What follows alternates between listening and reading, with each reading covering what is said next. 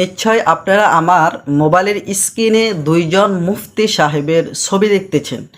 ইহার মধ্যে একজন হচ্ছে মাওলানা উসমান গনি সালেহী, আরেকজন হচ্ছে বাইতুল মোকাররম জাতীয় মসজিদের খতিব। জাতীয় মসজিদের খতিব গত জুমায় ঈদে মিলাদুন্নবীর ব্যাপারে, ঈদে মিলাদুন্নবীর বিপক্ষে একটি বক্তব্য দিয়েছিল।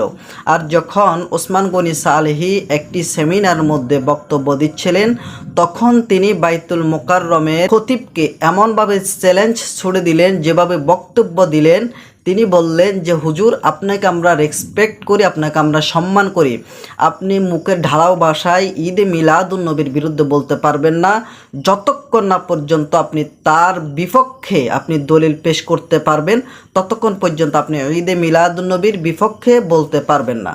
তিনি জাতীয় মসজিদের খতিবকে আগামী জুমায় ঈদে মিলাদুন্নবীর যে বিপক্ষে কথা বলেছেন তার বিপক্ষে দলিল পেশ করার জন্য তিনি চ্যালেঞ্জ ছুড়ে দিয়েছেন। আলহামদুলিল্লাহ, শুধুমাত্র সুন্নিয়তের জন্য একজন এরকম বাঘের বাচ্চাই যথেষ্ট। আল্লাহু আকবার।